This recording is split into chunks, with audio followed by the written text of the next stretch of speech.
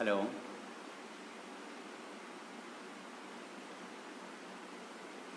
Hello.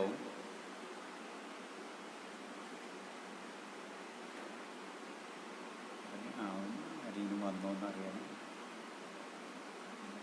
ഇതിന് wait ചെയ്യൊന്നും വേണ്ടല്ലോ. Okay.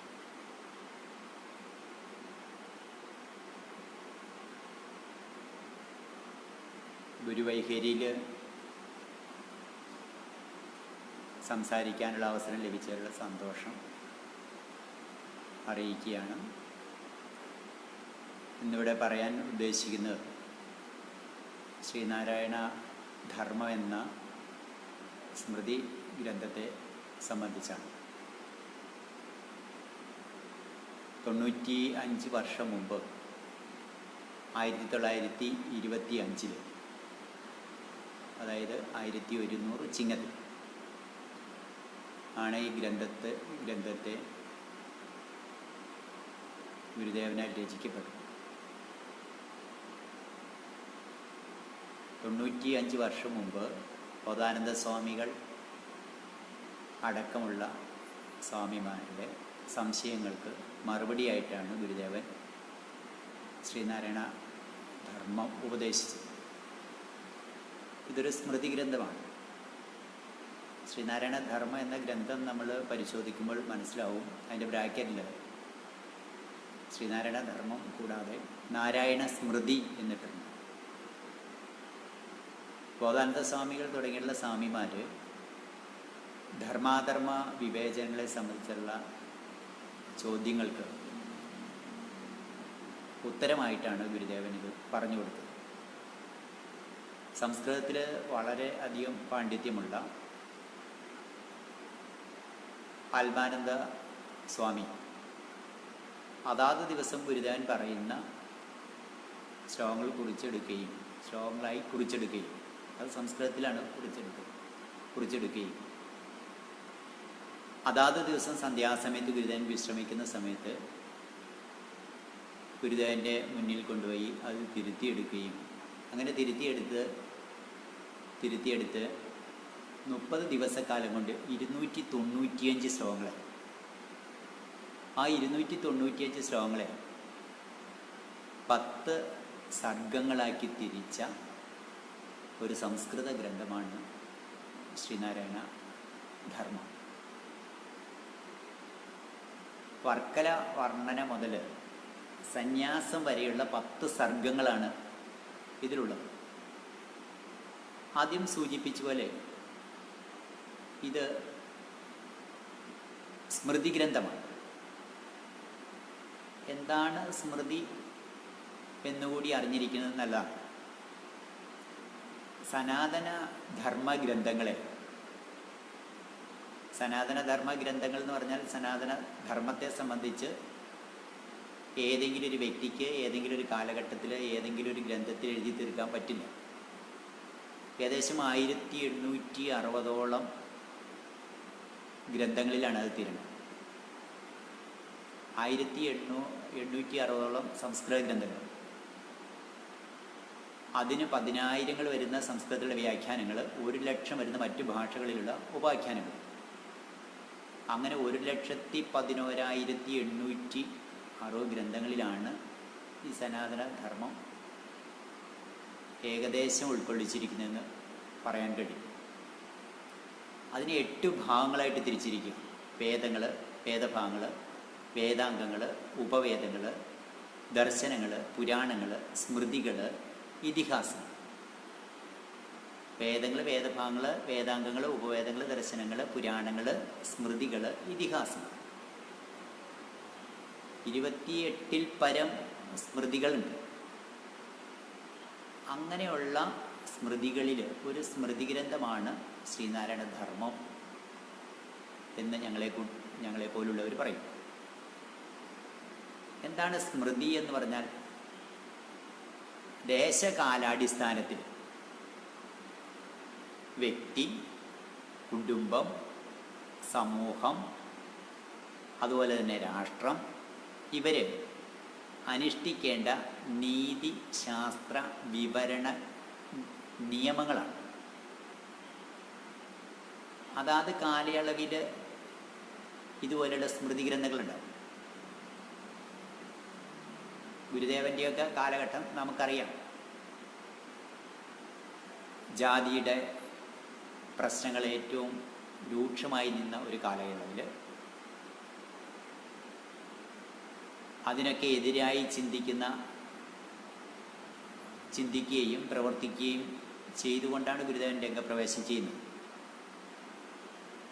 അപ്പോൾ നാളതുവരെ കൃത്യമായിട്ടുള്ളൊരു ജീവിതചര്യയോ ജീവിത രീതിയോ ഇല്ലാത്ത ജനവിഭാഗത്തിന് വേണ്ടിയിട്ടാണ് ഗുരുദേവൻ ഈ സ്മൃതി ഗ്രന്ഥം രചിച്ചതെന്ന് പറയാൻ കഴിയും.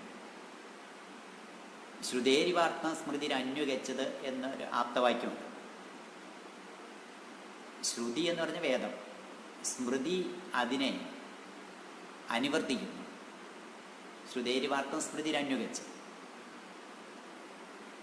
ഇവിടെ 10 സർഗങ്ങളാക്കി തിരിച്ചിട്ടുള്ള ശ്രീനാരായണ ധർമ്മത്തിൽ ഒരമ്മയുടെ ഗർഭാശയത്തിലൊരു കുഞ്ഞ് ഉരുവം കൊള്ളേണ്ട സമയം മുതൽ മരണാനന്തര ശേഷക്രിയ വരെ ഈ ഗ്രന്ഥത്തിൽ പ്രതിപാദിച്ചിട്ടുണ്ട്. ഒരമ്മയുടെ ഗർഭാശയത്തിലൊരു കുഞ്ഞ് ഉരുവം കൊള്ളുന്ന സമയമാണ് പ്രസവം എന്ന് പറയുന്ന സമയം. പ്രസവം എന്നുള്ള വാക്കിനെ നിർവചിക്കുമ്പോൾ തന്നെ പ്രകർഷേണയുള്ള സ്രവമാണ്. ഫെർട്ടിലൈസേഷൻ നടക്കുന്ന സമയത്താണ് കുഞ്ഞ് ജനിക്കുന്നത്. ആ ജനിക്കേണ്ടത് നല്ല സമയം നോക്കി വേണം. നമ്മൾ പകലിനെ തിരിക്കുകയാണെങ്കിൽ പകലിന് 5 അന്നങ്ങളുണ്ട്. പ്രാന്നം, പൂർവാന്നം, മധ്യാന്നം, അപരാന്നം, സായാഹ്നം. അതുപോലെ തന്നെ രാത്രിക്ക് 4 യാമങ്ങളുണ്ട്. ഗന്ധർവയാമം, ദുർഗായാമം, സരസിയാമം, ബ്രഹ്മയാമം. ഇപ്പം ഈ യാമങ്ങളുടെ സന്ധികൾ, അതുപോലെ അന്നങ്ങളുടെ സന്ധികൾ,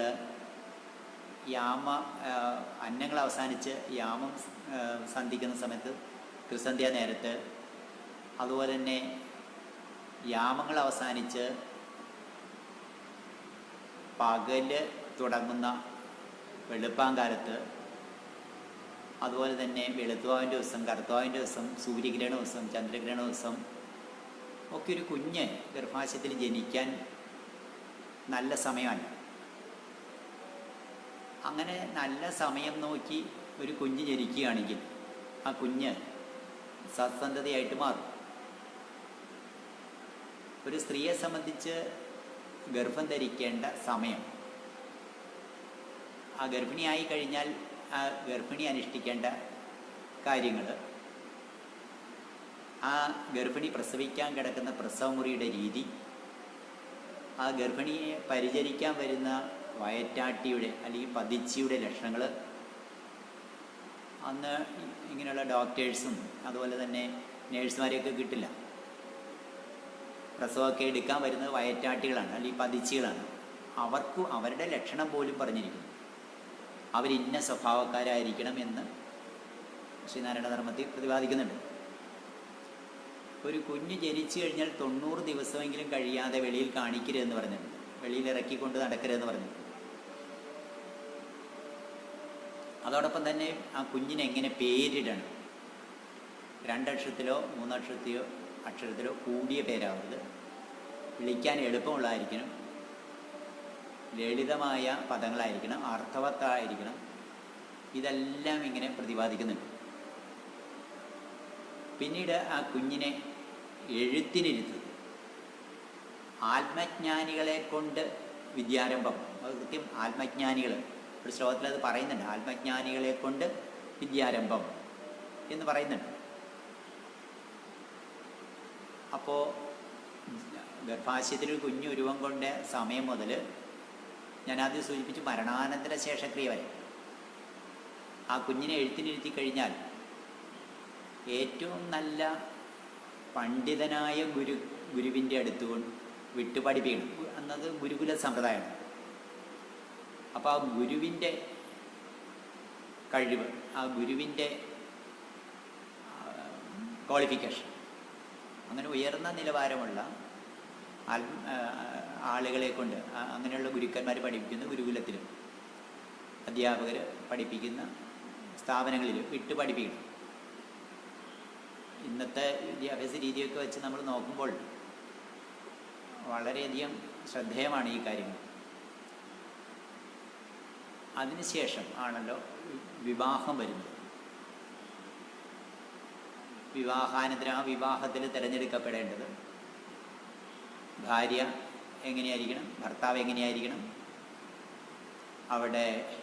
അവരുടെ വയസ്സിനെ സംബന്ധിച്ച്, സൗന്ദര്യത്തെ സംബന്ധിച്ച്, സൗന്ദര്യം വേണം എന്നുള്ളതല്ല, സൗന്ദര്യത്തെ സംബന്ധിച്ച്, സംസ്കാരത്തെ സംബന്ധിച്ച്, സമ്പത്തിനെ സംബന്ധിച്ച് എല്ലാം പ്രതിപാദിച്ചിട്ടാണ്. ഇന്നിത് നമ്മളത് ചിന്തിക്കുമ്പോൾ 14 ജില്ലകളുള്ള ഈ കൊച്ചു കേരളത്തിൽ 30ഓളം കുടുംബ കോടതികളുണ്ട്. ആ കുടുംബ കോടതികളിൽ ലക്ഷോപലക്ഷം കേസുകളാണ് കെട്ടിക്കിടക്കുന്നത്. അത് കുട്ടികൾ ഒരു ആൺകുട്ടി ഒരു പെൺകുട്ടിയെ തിരഞ്ഞെടുക്കുമ്പോൾ, ഒരു പെൺകുട്ടി ഒരു ആൺകുട്ടിയെ തിരഞ്ഞെടുക്കുമ്പോൾ ശ്രദ്ധയില്ലായ്മ വരുന്നില്ലേ എന്ന് സംശയിക്കപ്പെടണം. യോജിക്കില്ലാത്ത രീതിയിൽ അവിടെ ഈ കുടുംബ കോടതികളിലേക്ക് പോകുന്നത് വിവാഹം കഴിഞ്ഞ് 4 ദിവസം മുതൽ 4 വർഷം വരെയുള്ള കേസുകൾ, 10,000 കേസുകൾ ഇതിന് കെട്ടിക്കിടക്കുന്നു. ലക്ഷോപലക്ഷമായിട്ട് അത് മാറിയിരിക്കുന്നു. നമ്മൾ ചിന്തിച്ച് നോക്കുമ്പോൾ 14 ജില്ലകളിൽ എന്തിനാ ഈ 30ഓളം കുടുംബ കോടതികൾ? വളരെ കഷ്ടമായിട്ടുള്ളൊരവസ്ഥയാണ്. അപ്പോൾ അവിടെ തിരഞ്ഞെടുപ്പ്, അത് ഭാര്യ എങ്ങനെ ആയിരിക്കണം, ഭർത്താവ് എങ്ങനെയായിരിക്കണം, അത് തിരഞ്ഞെടുപ്പ്. അത് കഴിഞ്ഞ് വിവാഹാനന്തരം ഗർഭസ്ഥ ജീവിതം, ആ ഗൃഹസ്ഥാശ്രമി ചെയ്യേണ്ട കാര്യങ്ങൾ, അങ്ങനെ ജീവിച്ചു വന്ന് മരണത്തിലേക്ക് വരുമല്ലോ. മരണം കഴിഞ്ഞ് മരണാനന്തര ശേഷക്രിയ, 11 ദിവസം കാലം ചെയ്യേണ്ട മരണാനന്തര ശേഷക്രിയ വരെ പറഞ്ഞു വെച്ചിരിക്കും. അതാണ് ഞാൻ ആദ്യം സൂചിപ്പിച്ചത്.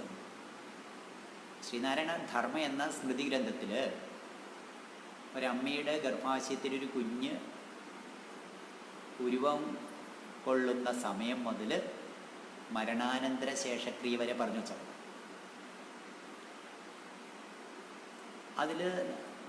അതിൽ തന്നെ പറയുന്നു, അവിടെ പ്രാർത്ഥനയുടെയൊക്കെ പ്രാധാന്യം പറയുന്ന സർഗങ്ങളുണ്ട്. 10 സർഗങ്ങളാക്കി തിരിച്ചിരിക്കുന്ന ശ്രീനാരായണ ധർമ്മത്തിൽ 8ാമത്തെ സർഗത്തിൻ്റെ പേര് പഞ്ചമഹായജ്ഞം എന്നാണ്.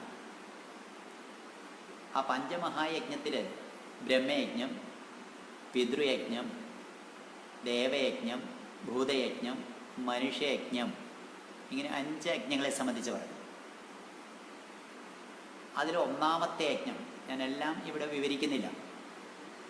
ആ 1ാമത്തെ യജ്ഞം എന്ന് വെച്ചാൽ ബ്രഹ്മയജ്ഞം. ആ ബ്രഹ്മയജ്ഞത്തെ തന്നെ 3ആയി തിരിച്ചിരിക്കുക: ജപം, പഠനം, പാഠനം. 95 വർഷം മുമ്പ് ജപത്തിൻ്റെ പ്രാധാന്യം പറഞ്ഞിരിക്കുന്നു. സന്ധ്യാസമയത്ത് വിളക്ക് എത്തിച്ച് വെച്ച് പ്രാർത്ഥനയും ജപവും, ജപത്തിൻ്റെ പ്രാധാന്യം എന്ന് പറഞ്ഞു വെച്ചിരിക്കുന്നു. ഇന്നലെ നമ്മുടെ സമൂഹത്തിൽ കുറഞ്ഞു വരുന്ന ഒന്നിനെക്കുറിച്ചാണ് 95 വർഷം മുമ്പ് പറഞ്ഞു വെച്ചിരിക്കുന്നത്. എല്ലാ വീടുകളിലും പ്രാർത്ഥനയും ഈശ്വരവിശ്വാസമൊക്കെ ഉണ്ടാകണം എന്ന് പറഞ്ഞു വെച്ചിരിക്കുന്നു. ഇവിടെ നമ്മൾ അത് ചിന്തിക്കുമ്പോൾ ജപത്തിൻ്റെ പ്രാധാന്യം നമുക്ക് മനസ്സിലാവും. അത് ഇന്നിൽ നിന്ന് ചിന്തിക്കുമ്പോഴാണ് അതിൻ്റെ പ്രാധാന്യം മനസ്സിലാവുന്നത്. ലോകത്തെ ഏറ്റവും കൂടുതൽ ടെൻഷനുള്ള, സ്ട്രെസ്സുള്ള ആളുകൾ നമ്മൾ മലയാളികളാണ്. അങ്ങനെ ഞാൻ പറയുമ്പോൾ അതുകൊണ്ടുണ്ടാകുന്ന കുറേ പ്രശ്നങ്ങൾ നമുക്കുണ്ട്, നമ്മുടെ സമൂഹത്തിലുണ്ട്, കേരള സമൂഹത്തിലുണ്ട്. ഇന്ത്യയിലെ ഏറ്റവും കൂടുതൽ മദ്യവും മയക്കുമരുന്നും ഉപയോഗിക്കുന്ന 2 സംസ്ഥാനങ്ങളിൽ ഒന്നായിട്ട് കേരളത്തെ നമുക്ക് കാണാൻ കഴിയും. ലോകത്തെ ഏറ്റവും കൂടുതൽ സ്ട്രെസ്സ് നമുക്കാണ്. ഇന്ത്യയിൽ തന്നെ ഏറ്റവും കൂടുതൽ മദ്യവും മയക്കുമരുന്നും ഉപയോഗിക്കുന്ന സംസ്ഥാനം 2 സംസ്ഥാനങ്ങളിൽ ഒന്ന് നമ്മുടെ സംസ്ഥാനമാണെന്ന് ഞാൻ പറഞ്ഞു. വന്ധ്യത കൂടി വരുന്നു. 24% വന്ധ്യത വന്നിരിക്കുന്നു. രോഗികൾ വർദ്ധിച്ചു വരുന്നു. ഇതെല്ലാം സ്ട്രെസ്സുമായിട്ട് ബന്ധപ്പെട്ടാണെന്ന് പറയാൻ പറ്റും. അതുപോലെ തന്നെ psychosomatic disease, pressure, sugar, cholesterol, അങ്ങനെ തുടങ്ങിയിട്ടുള്ള കുറേ രോഗങ്ങളുണ്ട്. 150ഓളം രോഗങ്ങളുണ്ട്. അത് ഏറ്റവും കൂടിയ, നമ്മൾ ബാഹ്യമായി നോക്കുമ്പോൾ കേരള സമൂഹം നല്ലൊരു സമൂഹമായിട്ട് കാണാമെങ്കിലും നല്ലൊരു സമൂഹമായിട്ട് നമുക്ക് നോക്കി കാണാൻ കഴിയും. പക്ഷേ ആന്തരികമായിട്ട് നമ്മൾ ചിന്തിക്കുമ്പോൾ ഞാൻ ഈ പറഞ്ഞ പ്രശ്നങ്ങൾ മുഴുവനും നമ്മുടെ സമൂഹത്തിലും നമ്മുടെ കുടുംബങ്ങളിലും ഉണ്ട് എന്ന് കാണാൻ കഴിയും. അപ്പോൾ ഇങ്ങനെ കുറേ നെഗറ്റീവ്സ് ഉണ്ട്. ഈ നെഗറ്റീവിൽ സ്ട്രെസ്സ് മുഖാന്തരമുണ്ടാകുന്ന കാര്യങ്ങളെ ഒഴിവാക്കാൻ ഗുരുദേവൻ ഈ 8-ാം സർഗത്തിൽ പറഞ്ഞു വച്ച പഞ്ചമഹായജ്ഞത്തിലെ 1-ാമത്തെ യജ്ഞം ബ്രഹ്മയജ്ഞം നമ്മളെ സഹായിക്കും. ആ ബ്രഹ്മയജ്ഞത്തെ ഞാൻ പറഞ്ഞു, ജപം, പഠനം, പാഠനം. സന്ധ്യാസമയത്ത് ജപം. എന്താണ് അങ്ങനെ പറയാൻ കാരണം? ഏതൊരു ജപവും ഏതൊരു മന്ത്രവും ഏതൊരു സ്തുതിയും ഏതൊരു സ്തോത്രവും നമ്മുടെ ബ്രെയിനിൽ പോസിറ്റീവ് എഫക്റ്റ് ഉണ്ടാകും. ആ പോസിറ്റീവ് എഫക്റ്റ് ഉണ്ടാകുന്നത് ന്യൂറോ ലിംഗ്വിസ്റ്റിക് എഫക്റ്റ് വഴിയാണ്. മന്ത്രങ്ങൾക്ക് ഈ ന്യൂറോ ലിംഗ്വിസ്റ്റിക് എഫക്റ്റ് ഉണ്ടാക്കാൻ കഴിയും. 2 തരത്തിലുള്ള ലിംഗ്വിസ്റ്റിക് എഫക്റ്റ് ഉണ്ട്. ഒന്ന് സൈക്കോ ലിംഗ്വിസ്റ്റിക് എഫക്റ്റ്, ഒന്ന് ന്യൂറോ ലിംഗ്വിസ്റ്റിക് എഫക്റ്റ്. ഈ ലിംഗ്വിസ്റ്റിക് എഫക്റ്റ് ഉണ്ടാകുന്നത് നമ്മുടെ ബ്രെയിനിലാണ്. 3 നെർവസ് സിസ്റ്റത്തിൽ central nervous system, peripheral nervous system, autonomous nervous system. അതിൽ സെൻട്രൽ നെർവസിൽ ബ്രെയിൻ ആൻഡ് സ്പൈനൽ കോഡ് ഉണ്ട്. അതിൽ ബ്രെയിനിൽ ആണ് പോസിറ്റീവ് എഫക്റ്റ് ഉണ്ടാകുന്നത്. ഇത് ശരിക്കൊരു ബോഡി കെമിസ്ട്രിയാണ്. എന്താണ് ആ കെമിസ്ട്രി? ഏതൊരു മന്ത്രവും ഏതൊരു സ്തുതിയും ഏതൊരു സ്തോത്രവും നമ്മുടെ ബ്രെയിനിൽ ന്യൂറോ ലിംഗ്വിസ്റ്റിക് എഫക്റ്റ് ഉണ്ട്. ഞാനത് ആദ്യം സൂചിപ്പിച്ചപ്പോൾ സൈക്കോ ലിംഗ്വിസ്റ്റിക് എഫക്റ്റ് പറഞ്ഞു. നമ്മൾ ഒരാളെ കാണുമ്പോൾ അയാളുടെ പോസിറ്റീവായിട്ടുള്ള നല്ല വർത്തമാനം പറഞ്ഞാൽ അയാൾക്ക് പോസിറ്റീവ് തോന്നും. അതാണ്. അപ്പോൾ ആ പറഞ്ഞ വാക്കുകളുടെ അർത്ഥം അദ്ദേഹം മനസ്സിലാക്കുകയും അതനുസരിച്ച് അദ്ദേഹത്തിന് നമ്മൾ പോസിറ്റീവ് അറിഞ്ഞാൽ അദ്ദേഹത്തിന് പോസിറ്റീവ് ഉണ്ടാവുകയും ചെയ്തു. നമ്മൾ പറയുന്നത് നെഗറ്റീവ് ആണെങ്കിൽ ആ നെഗറ്റീവ് അർത്ഥം അദ്ദേഹം മനസ്സിലാക്കുകയും അദ്ദേഹത്തിന് നെഗറ്റീവ് ഉണ്ടാവുകയും ചെയ്തു. ഇതാണ് സൈക്കോ ലിംഗ്വിസ്റ്റിക് എഫക്റ്റ്. എന്നാൽ ന്യൂറോ ലിംഗ്വിസ്റ്റിക് എഫക്റ്റ് അതല്ല. മന്ത്രങ്ങൾ, സ്തുതികൾ, സ്തോത്രങ്ങൾ ഇതിൻ്റെ ഒന്നും അർത്ഥം അറിയണമെന്നില്ല. അർത്ഥം അറിഞ്ഞില്ലെങ്കിലും നമുക്ക് പോസിറ്റീവ് എഫക്റ്റ് ഉണ്ടാകും. ഒരു കൊച്ചു കുട്ടിയെ തോളത്തിട്ട് താരാട്ട് പാടി ഉറക്കുമ്പോൾ ആ കുട്ടി ആ വാക്കുകളുടെ അർത്ഥം അറിഞ്ഞിട്ടല്ല ഉറങ്ങും. ആ റിഥം അത് ആ കുഞ്ഞിനുണ്ടാവുന്ന ന്യൂറോ ലിംഗ്വിസ്റ്റിക് എഫക്റ്റാണ്. അപ്പോൾ ഞാൻ പറഞ്ഞതിനർത്ഥം നമ്മൾ പറയുന്ന വാക്കുകളുടെ അർത്ഥം മനസ്സിലാക്കി കിട്ടുന്നതിന് സൈക്കോ ലിംഗ്വിസ്റ്റിക് എഫക്റ്റും, അർത്ഥം മനസ്സിലായില്ലെങ്കിലും ഇത്തരം മന്ത്രങ്ങൾ, സ്തുതികൾ, സ്തോത്രങ്ങൾ ഇവയിൽ നിന്നുണ്ടാവുന്നത് ന്യൂറോ ലിംഗ്വിസ്റ്റിക് എഫക്റ്റുമാണ്. ഇപ്പം ഈ മന്ത്രങ്ങൾ സന്ധ്യാസമയത്ത്, പ്രാർത്ഥനാ സമയത്ത് ഏതെങ്കിലും ഒരു സ്തുതിയോ കീർത്തനങ്ങളോ നാമമോ ജപിച്ചതിന് ശേഷം ഏതെങ്കിലും ഒരു മന്ത്രം, ഓം നമ ശിവായ എന്നോ, ഓം നമോ നാരായണ എന്നോ, ഓം വിഘ്നേശ്വരായ എന്നോ, ഏതെങ്കിലും ഒരു മന്ത്രം, ഓം ശ്രീനാരായണ പരമഗുരുവേ നമ എന്നോ, ഏതെങ്കിലും ഒരു മന്ത്രം ഒരു 100-108 പ്രാവശ്യമെങ്കിലും നമ്മൾ ജപിച്ചാൽ തീർച്ചയായിട്ടും നമ്മുടെ ബ്രെയിനിൽ പോസിറ്റീവ് എഫക്റ്റ് ഉണ്ട്. അതുണ്ടാകുന്നത് ന്യൂറോ ലിംഗ്വിസ്റ്റിക് എഫക്റ്റ് വഴിയാണ്. അത് വളരെ ചെറുപ്പകാലത്ത് മുതൽ കുട്ടികളെ പരിശീലിപ്പിച്ചെടുത്താൽ ആ കുട്ടികൾ സത്സന്തതിയായിട്ട് വളരുമെന്ന് മാത്രമല്ല ബൗദ്ധിക നിലവാരം ഏറി നിൽക്കും. അവർ നാടിലെ സത്സന്തതികളായിരിക്കും. അതോടൊപ്പം തന്നെ ഞാൻ ആദ്യം സൂചിപ്പിച്ച കുറേ സൈക്കോസൊമാറ്റിക് ഡിസീസ് ഇല്ലാതെ, പ്രഷറും ഷുഗറും കൊളസ്ട്രോളും ഒന്നും ഇല്ലാത്ത ആളുകൾ, വയസ്സായ ആളുകളും ഇപ്പം ഉണ്ട്. എന്നാൽ നമ്മുടെ സമൂഹത്തിൽ പരിശോധിക്കുമ്പോൾ അത് ഈ സൈക്കോസൊമാറ്റിക് ഡിസീസ് വളരെയധികം കൂടുക. സൈക്കോസൊമാറ്റിക് എന്ന് പറഞ്ഞാൽ സൈക്ക് എന്ന് പറഞ്ഞാൽ മനസ്സ്, സൊമാറ്റിക് എന്ന് പറഞ്ഞാൽ ബോഡി. ആദ്യം അത് മനോതലത്തിൽ വന്നിട്ട് മനോതലം പിന്നീട് മനോതലവും ശരീരതലമായിട്ട് മാറും. പിന്നെ മനോതലം വിട്ടിട്ട് ശരീരതലത്തിലേക്ക് മാത്രം മാറി നിൽക്കും. അപ്പോൾ രോഗമായിട്ട് മാറുന്ന ഒരവസ്ഥ. അത് പ്രഷറും ഷുഗറും ഏത് കുടുംബത്തിലും ഒരാളോ രണ്ടാളോ ഇല്ലാത്തവരില്ല. അങ്ങനെ മാറും. എന്തുകൊണ്ടാണ്? മലയാളിയുടെ അല്ലെങ്കിൽ നമ്മുടെയൊക്കെ കുടുംബങ്ങളുടെ പഴയ ജീവിതക്രമങ്ങൾ, ജീവിതചര്യകൾ തെറ്റുന്നു. ഇതാണ് ഗുരുദേവൻ സൂചിപ്പിച്ചത്. 95 വർഷം മുമ്പ് ഗുരുദേവൻ സൂചിപ്പിച്ചു വച്ചിരിക്കുന്നു. നമ്മുടെ എല്ലാ വീടുകളിലും സന്ധ്യാസമയത്ത് ജപം വേണം. ജപിക്കൽ. ആ ജപം കൊണ്ട് എന്താ ഗുണം? സ്ട്രെസ് ലെവൽ താണു നിൽക്കും. സ്ട്രെസ്സ് കുറഞ്ഞ് കിട്ടും. അപ്പോൾ എല്ലാ ദിവസവും സന്ധ്യാസമയത്ത് ദൈവദശകം ചൊല്ലിയതിന് ശേഷം അത് ഒറ്റയ്ക്ക് ആവരുത്.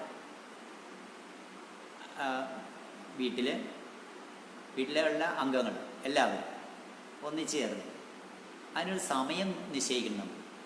ഇപ്പോൾ സന്ധ്യാസമയത്താണെങ്കിൽ പകലിൻ്റെ 5 അന്നങ്ങൾ അവസാനിച്ച് രാത്രിയുടെ 1 യാമം സന്ധിക്കുന്ന സമയം, ആ ത്രിസന്ധ്യ നേരത്താണെങ്കിൽ ആ സമയത്ത് വിളക്ക് കത്തിച്ച് വെച്ച് വീട്ടിലെ എല്ലാ അംഗങ്ങളും ശരീരശുദ്ധി വരുത്തി വന്നിരുന്നതിന് ശേഷം ദൈവദശകം 40 വരി ചൊല്ലിയതിന് ശേഷം, തെറ്റുകൂടാതെ ചൊല്ലിയതിന് ശേഷം എന്ത് ചെയ്യണം?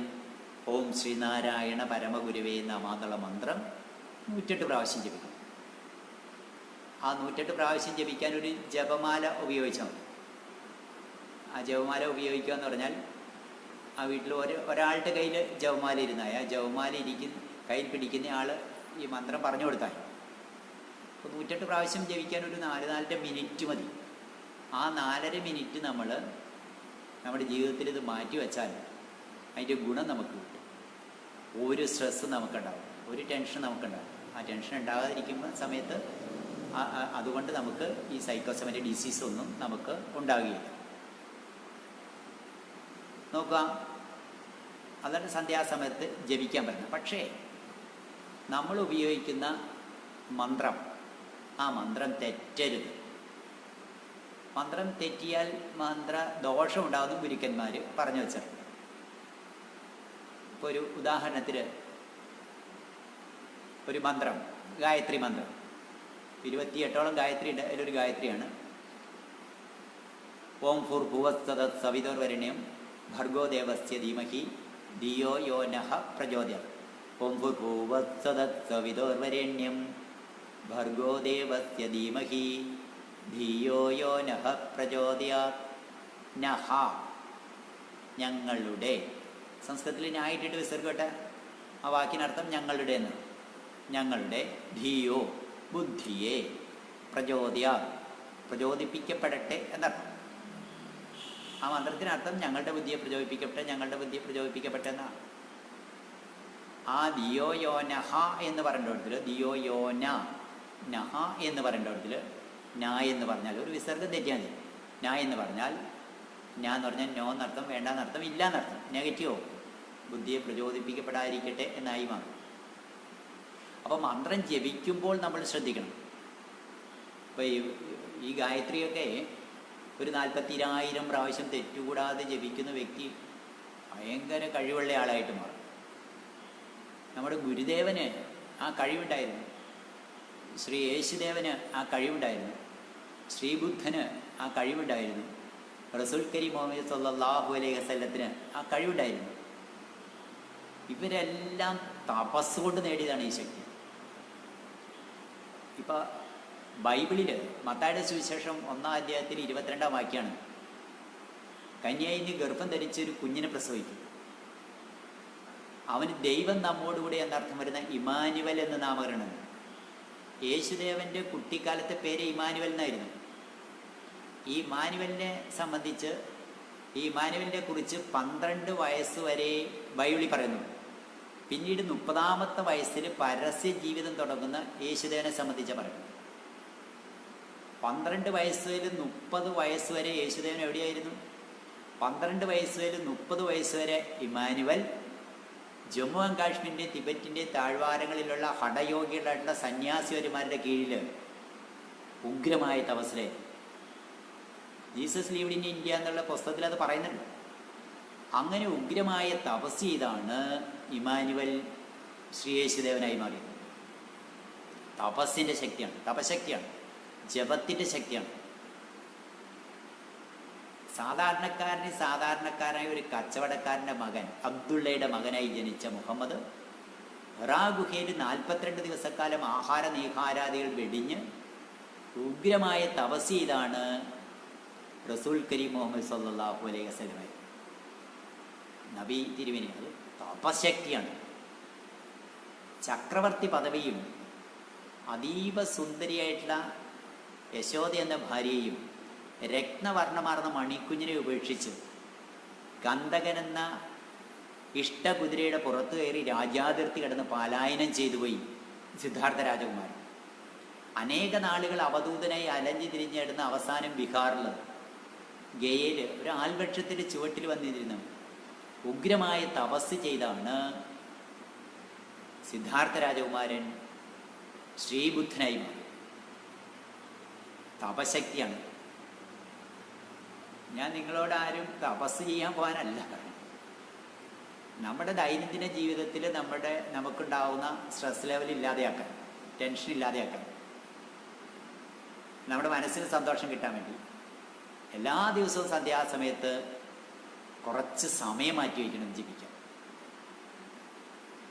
നമ്മുടെ നാണുവാശാൻ സഹോദരിമാർ പുടവെടുത്ത് വിളിച്ചുകൊണ്ടുന്ന കാളിയമ്മയെ പാണിഗ്രഹം ചെയ്ത് ഭാര്യയെ സ്വീകരിക്കാതെ കാളിയമ്മയുടെ വഴി പറഞ്ഞ് പിന്മടക്കിയതിന് ശേഷം മരുത്വാമലയിൽ പിള്ളത്തടം ഗുഹയിലിരുന്ന് ഉഗ്രമായ തപസ് ചെയ്താണ് നാണുവാശാൻ ശ്രീനാരായണ ഗുരുദേവനായി മാറി. 30ാമത്തെ വയസ്സിൽ ഗുരുദേവൻ ബ്രഹ്മവിത്തായി കഴിഞ്ഞു. 30ാമത്തെ വയസ്സിൽ ഗുരുദേവൻ ബ്രഹ്മവിത്തായി കഴിഞ്ഞു. ഗുരുദേവൻ ബ്രഹ്മവിത്തായ ഗുരുദേവന് വീണ്ടും അവിടെ ഇരുന്ന് ജപിക്കാം. വീണ്ടും അവിടെ ഇരുന്ന് ജപിച്ചാൽ ഗുരുദേവൻ ബ്രഹ്മവിത്ത് വരനായി മാറും. വീണ്ടും ജപിച്ചാൽ ബ്രഹ്മവിത്ത് വരിയാനാവും. വീണ്ടും ജപിച്ചാൽ ബ്രഹ്മവിത്ത് വരിഷ്ണാവും. ബ്രഹ്മവിത്ത്, ബ്രഹ്മവിത്ത് വരൻ, ബ്രഹ്മവിത്ത് വരിയാൻ, ബ്രഹ്മവിത്ത് വരിഷ്ഠൻ. ഈ വരനും വരിയാനും വരിഷ്ണുമൊക്കെ നമുക്ക് കാണാൻ കഴിയും. നമ്മൾ കൈലാസത്തിൻ്റെ ഇരുവശങ്ങളുടെ മലനിരകളുടെ ഗുഹാഗഹുരങ്ങളിലിരിക്കുന്ന സന്യാസിവര്യന്മാരും അത്തരക്കാരാണ്. അവർക്ക് ഈ പ്രാപഞ്ചിക ശക്തിയായിട്ട് യാതൊരു ബന്ധവുമില്ല. ജപിച്ചുകൊണ്ടേയിരിക്കുകയാണ്. -47 കാലാവസ്ഥയിൽ പോലും ഒരു ഷർട്ട് പോലും ഇടാതെ, ഒരു തോർത്ത് പോലും പുതയ്ക്കാതെയാണ് ആ സന്യാസിവര്യന്മാരുടെ ഇരിക്കുന്നത്. 100-ൽ പരം വയസ്സാണ് അവർക്ക്. ഒരു പുരുഷായുസ് പറഞ്ഞ് 120 വയസ്സ്, 120 വയസ്സ് വരെയൊക്കെയാണ് ജീവിച്ചിരിക്കുന്നവർ. കൈലാസത്തിൻ്റെ ഇരുവശങ്ങളുള്ള മലനിരകളുടെ ഗുഹാഗുഹുരങ്ങളിൽ ചെന്നാൽ നമുക്കിത് കാണാൻ കഴിയും. അപ്പോൾ തപശക്തിയാണത്. നോക്കുക, അവിടെ ഇരിക്കുന്ന ആ സന്യാസിവര്യന്മാരാരും നമ്മളെ കൂട്ടി കഴിക്കുന്ന ആഹാരമല്ല കഴിക്കുന്നത്. അവിടെ നമ്മൾ കഴിക്കുന്ന ഇറച്ചിയോ മീനോ അല്ലെങ്കിൽ ചില്ലി ചിക്കനോ ഫ്രൈഡ് റൈസോ നൂഡിൽസോ ഒന്നും അല്ല കഴിക്കണം. വെറും പച്ചിലകൾ പറിച്ചെന്ന് ഗംഗയിലേക്ക് ഊറ്റുവെള്ളം കുടിച്ചായിരിക്കും. എന്നിട്ടും യാതൊരു അസുഖവും ഇല്ലാതെ 100-ൽ പരം. അവർ ഡോക്ടേഴ്സിനെയോ വൈദ്യരെയോ ഒന്നും കാണാൻ പാടില്ല. അവർ മുക്കൂട്ടും കുഴമ്പൊന്നും തേക്കാറില്ല. അവർ പ്രഷറും ഷുഗറും നോക്കാൻ പാടില്ല. സ്വാസ്ഥ്യത്തോടു കൂടി സ്വസ്ഥതയോടു കൂടി ഇരിക്കണം. കണ്ട, ഞാൻ പറയും അത് തപസ്സിൻ്റെ ശക്തിയാണ്, തപശക്തിയാണ്. അപ്പോൾ തപസ്സുകൊണ്ട് നേടുന്ന ഇതൊക്കെ നമ്മൾ തപസ് ചെയ്ത് സന്യാസിമാരാകാനോ ഒന്നുമല്ല ഞാൻ പറയുന്നത്. നമ്മുടെ ദൈനംദിന ജീവിതത്തിലുള്ള ഈ സ്ട്രെസ് ലെവൽ ഇല്ലാതെയാക്കിയാൽ രോഗങ്ങളിൽ നിന്ന് മുക്തി നേടാൻ വഴി സമാധാന ശാന്തിയുള്ള ഒരു കുടുംബാന്തരീക്ഷം നമുക്ക് ഉണ്ടാക്കാൻ കഴിയും. നോക്കുക, ഇത് 95 വർഷം മുമ്പ് ഗുരുദേവൻ നമുക്ക് ഉപദേശിച്ചു തന്നിരിക്കുന്നു. അതിലാണ് ജപം എന്ന് പറയുന്നത്. ജപം, ആ ജപം കഴിഞ്ഞ് അടുത്തുണ്ട് പഠനം, കഴിഞ്ഞ് പാഠനം. സന്ധ്യാസമയത്ത് ഇത് കഴിഞ്ഞ്, ഈ ജപം കഴിഞ്ഞ് നല്ല സദ്ഗ്രന്ഥങ്ങൾ പാരായണം ചെയ്യണം. ഗുരുദേവൻ്റെ കൃതികൾ അതൊന്നും എല്ലാം വായിച്ചു തീർക്കേണ്ട, പഠിച്ചു തീർക്കേണ്ട, നമ്മൾ ജീവിച്ചിരിക്കുക തന്നെ അത് പഠിച്ചു തീർക്കണം. അപ്പോൾ സന്ധ്യാസമയത്ത് ഈ പ്രാർത്ഥന കഴിഞ്ഞ് ആ പഠനം ആവട്ടെ. പാഠനം എന്ന് പറഞ്ഞാൽ അപ്പോൾ കൊച്ചു കുട്ടികളുണ്ടായിരിക്കും, സ്കൂളിലും കോളേജിലൊക്കെ പഠിക്കുന്ന കുട്ടികൾ. നമ്മൾ വായിച്ച കാര്യങ്ങൾ, അവർക്ക് മനസ്സിലാകാത്ത കാര്യങ്ങൾ നമ്മൾ അവരെ പഠിപ്പിച്ചു കൊടുക്കുന്നത് പാഠനം, പഠിപ്പിക്കുക എന്നർത്ഥം. പാഠനം ഇതൊക്കെ നമ്മുടെ പഴയ കുടുംബങ്ങളിൽ ഉണ്ടായിരുന്നു. ഇന്ന് നമ്മൾ ഈ മോഡേൺ ജീവിതത്തിൻ്റെ വ്യഗ്രതയിൽപ്പെട്ട് അതൊക്കെ മാറിപ്പോവുക. അതിൻ്റെ കുഴപ്പങ്ങൾ നമ്മുടെ കുടുംബത്തിൽ ഇല്ലേ എന്ന് ചിന്തിക്കണം. എല്ലാ കുടുംബത്തിലും ഉണ്ടെന്നല്ല ഞാൻ പറയുന്നത്. ഉള്ള കുടുംബം അത് ചിന്തിക്കണം. ചിന്തിച്ചിട്ട് ഇപ്രകാരം ഗുരുദേവൻ പറഞ്ഞു വച്ച രീതിയിൽ ആ പാതയിലൂടെ നമ്മുടെ ജീവിതം സഞ്ചരിപ്പിക്കാൻ, ആ ജീവിത പന്ഥാവിലൂടെ പോകാൻ നമ്മൾ ശ്രമിക്കണം. അതിൻ്റെ ഗുണം നമുക്ക് കിട്ടും, അതിൻ്റെ പോസിറ്റീവായിട്ടുള്ള അവസ്ഥ നമുക്ക് കിട്ടും. ഇത് ഞാനിനി ഈ ബ്രഹ്മയജ്ഞം, പിതൃയജ്ഞം, ദേവയജ്ഞം, ഭൂതയജ്ഞം, മനുഷ്യയജ്ഞം ഒക്കെ പറഞ്ഞു. ഇതൊക്കെ വളരെ വിദഗ്ധമായിട്ട് പറയേണ്ട കാര്യങ്ങളാണ്. ഓരോ പോയിൻ്റ് എടുത്ത് ഇങ്ങനെ ഡെവലപ്പ് ചെയ്ത് പറയേണ്ട കാര്യമാണ്. ഞാനിതിവിടെ ചുരുക്കുകയാണ്. ഞാനീ പറഞ്ഞു വച്ചത് സന്ധ്യാസമയത്തുള്ള പ്രാർത്ഥനയുടെ പ്രാധാന്യമാണ്. അത് ആ പ്രാർത്ഥന കഴിഞ്ഞ്, ആ പ്രാർത്ഥനയ്ക്ക് ശേഷം അത് ജപം, പാഠനം എന്ന് പറഞ്ഞിട്ടുണ്ട്.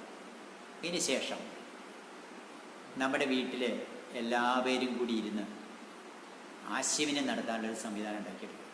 എല്ലാവരും കൂടി ഇരുന്ന് സംസാരിക്കും, അച്ഛനും അമ്മയും മക്കളും എല്ലാവരും. ഇന്നങ്ങനെ ഇല്ല. ഇന്ന് ഓരോരുത്തർ അവനവൻ്റെ മുറിയിൽ ഒതുങ്ങിക്കൂടുക, അല്ലെങ്കിൽ ടി വിയുടെ മുന്നിലാവുക, ലാപ്ടോപ്പിൻ്റെ മുന്നിലാവുക, മൊബൈലിൻ്റെ മുന്നിലാവുക, ഓരോരോ മുറികളിലേക്ക് ഒതുങ്ങുകയാണ്. പണ്ട് അങ്ങനെ ആയിരുന്നില്ല. അപ്പം ഒരു ആശയവിനിമയത്തിന് സമയം കിട്ടും. അത് കഴിഞ്ഞ് എല്ലാവരും കൂടി ഒന്നിച്ചിരുന്ന് ആഹാരം കഴിക്കാനുള്ള സംവിധാനം കിട്ടുന്നത് പഴയ രീതികളതൊക്കെ. ആഹാരം കഴിഞ്ഞ് 2 മണിക്കൂർ കഴിഞ്ഞ് കിടക്കാം. 10 മണിക്ക് കിടക്കുമെങ്കിൽ 8 മണിക്കെങ്കിലും നമ്മൾ അത്താഴം കഴിക്കണം. ആഹാരം കഴിഞ്ഞ് അത്താഴം കഴിഞ്ഞ് 2 മണിക്കൂർ കഴിഞ്ഞ് കിടക്കാം. കിടക്കുന്നത് കിഴക്കോട്ട് തലവച്ച് കിടന്നാൽ നല്ലതായിരിക്കും. കിഴക്കോട്ട് തലവച്ച് കിടന്നാൽ നല്ലതായിരിക്കും. ഈ ഭൂമിക്കൊരു മാഗ്നറ്റിക് മെറിഡിയൻ ഉണ്ട്. മാഗ്നറ്റിക് മെറിഡിയൻ താൻ എ പൊസിഷൻ, മാഗ്നറ്റിക് മെറിഡിയൻ താൻ ബി പൊസിഷൻ. ആ മാഗ്നറ്റിക് മെറിഡിയത്തിന് ലംബമായി കിടക്കണം. തെക്കോട്ടോ വടക്കോട്ടോ തലവച്ച് കിടക്കണം, പടിഞ്ഞാറോട്ടും കിടക്കണം. കിഴക്കോട്ട് തലവച്ച് മലർന്ന് കിടക്കുന്ന ഭർത്താവിൻ്റെ ഇടത് കൈപ്പാടിൽ ഭാര്യ കിടക്കുന്നത് നല്ലതായിരിക്കും. ഞാൻ ആദ്യം സൂചിപ്പിച്ചു രാത്രിക്ക് യാമങ്ങൾ, 4 യാമങ്ങൾ. അതിൽ അവസാനത്തെ യാമമാണ് ബ്രഹ്മയാമം. ബ്രഹ്മയാമത്തിൽ കിടന്നുറങ്ങരുത്. 5 മണിക്കെങ്കിലും എഴുന്നേക്കണം. മുസ്ലിങ്ങളൊക്കെ ആണെങ്കിൽ സുബൈ നമസ്കരിക്കുന്ന സമയം, ആ സമയത്ത് എഴുന്നേക്കണം. എഴുന്നേറ്റിട്ട്, അതായത് ഈ ബ്രഹ്മയാമത്തിൽ കിടന്നുറങ്ങുന്ന നല്ല ആരോഗ്യമുള്ള ആളുകൾ ബ്രഹ്മയാമത്തിൽ കിടന്നുറങ്ങിയാൽ അവർ രോഗിയായി മാറും. രോഗികൾക്ക് ആ സമയത്ത് കിടക്കാം. ആരോഗ്യം ഉണ്ടാവാൻ വേണ്ടി 5 മണിക്കെങ്കിലും എഴുന്നേക്കണം. 5 മണിക്ക് എഴുന്നേൽക്കുമ്പോൾ ബെഡിൽ നട്ടെല്ല് നിവർത്തിയിരിക്കണം, ബ്ലഡ് സർക്കുലേഷൻ റെഡിയാവാൻ വേണ്ടിയിട്ട്. എന്നിട്ട് പ്രഭാതകർമ്മങ്ങൾ രാവിലെ കഴിക്കേണ്ടത്, വെറും വയറ്റിൽ കഴിക്കേണ്ടത് കട്ടൻ ചായയോ കട്ടൻ കാപ്പിയോ ഹോർലിക്സോ ഒന്നും ആയിരിക്കും, ചൂടുള്ളതായിരിക്കും. തണുത്ത വെള്ളം, പ്രത്യേകിച്ച് അവനവൻ്റെ പറമ്പിൽ നിന്ന് കിട്ടുന്ന കിണറിലെ ശുദ്ധജലം ഉണ്ടെങ്കിൽ ആ ശുദ്ധജലം, അത് 2-3 ഗ്ലാസ് അതിൽ കൂടുതൽ കഴിക്കാമെങ്കിൽ അങ്ങനെ കഴിക്കുക. അത് ഏറ്റവും നല്ലതായിരിക്കും. എല്ലാ ദിവസവും കുളിക്കണം. ആഴ്ചയിൽ 2 ദിവസമെങ്കിലും എണ്ണ തേച്ച് കുളിക്കുന്നത് നല്ലതായിരിക്കും. ഗുരുദേവൻ ഉപദേശിച്ച പോലെ തന്നെ മദ്യം, മയക്കുമരുന്ന്, ഹാൻസ്, പാൻപരാഗ് അങ്ങനെയുള്ള ലഹരി പേയങ്ങൾ ഉപയോഗിക്കാതിരിക്കുക, ലഹരി വസ്തുക്കൾ ഉപയോഗിക്കാതിരിക്കുക. അപ്പോൾ അത് ആരോഗ്യത്തിന് ഗുണകരമായിട്ട് വരും. ഞാനിത് ഇന്നത്തേക്ക് ഇത് ചുരുക്കിയാണ്. ഇതിൽ എന്നെ ശ്രവിച്ച ആളുകൾ, എല്ലാ ഗുരുവിശ്വാസികൾക്കും എൻ്റെ വിനീതമായ കൂപ്പുകൾ.